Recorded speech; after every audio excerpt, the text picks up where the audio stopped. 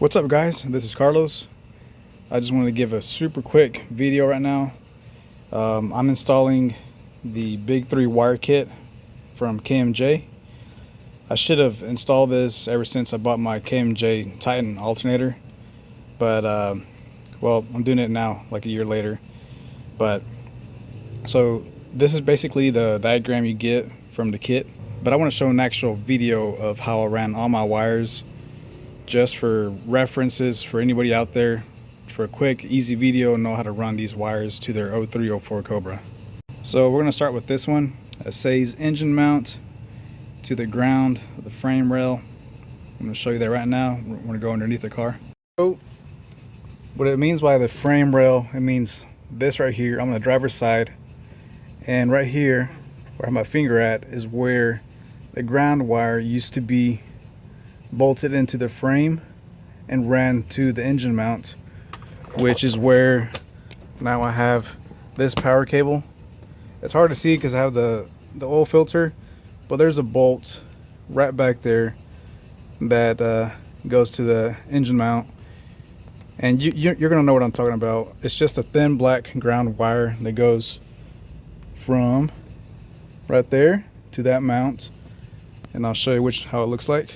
This is the thin ground cable that I was telling you about right here. It's right here, and the bolt broke. I had to self-tap a new screw into this power wire down here. I mean, you could use that stock location if you can get that bolt to come off without breaking, but since this cable is so long, I decided to extend it out the furthest I can to end while allowing some slack, and then just put a self-tap screw, and now this is pretty solid, and just making sure that you're away from your headers and whatnot. Now I want to talk about this other ground. So there's two grounds, this one, and then your power wire. So now onto the second ground that goes from your engine bracket bolt to your negative terminal post on the battery. Really simple. So that's this one right here. What KMJ suggests is to use the stud that's right above the upper bolt for the alternator itself. So the closest one to the stud is right here. Took that one off, mounted one in there, ran my wire, put it in between this terminal for the negative battery wire. Now for the last piece, which was probably the most difficult, and even so it's not that bad. Especially if you look at this video, you're gonna have a really good idea what to do.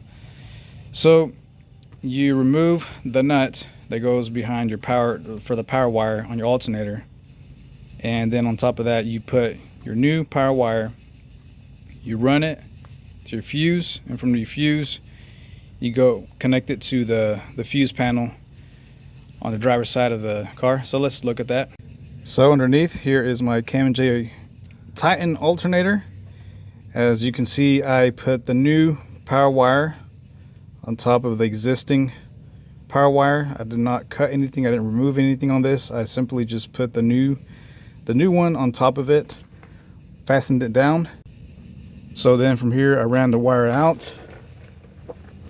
So I ran it between your sway bar mount, so it's just like a straight shot to the alternator. And I found out that the cleanest way to mount up your fuse block is underneath your splash guard of your car.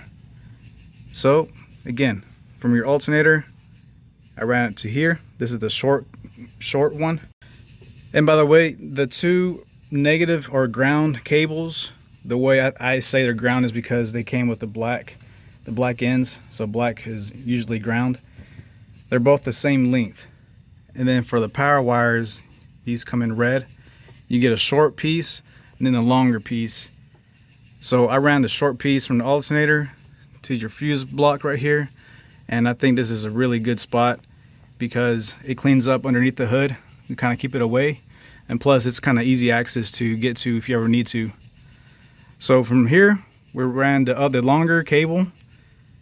I tucked it underneath your windshield washer reservoir. And then here you can see it coming through underneath, and it bolts up to your fuse box right there. Pretty simple.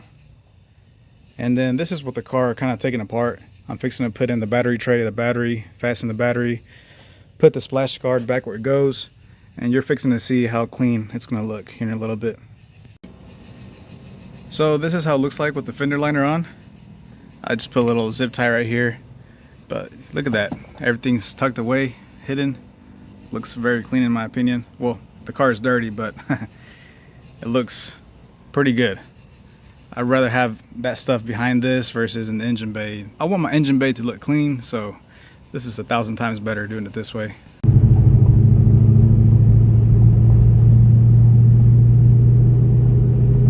So I just got back from a quick test drive, and the battery voltage on my SCT device is reading right about 14 volts, which is the number that you are looking for if you have an upgraded alternator like I do, the KMJ.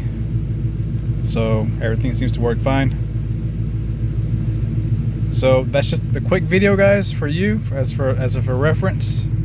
I'm not saying that's how you should install it. That's just the way how I installed it. I think it's the cleanest way. And I've seen a few videos on YouTube. Not really a quick and clear and concise one. I hope this one helps those of you out. But anyways, thanks for watching, guys. Lowe's Car 50 out.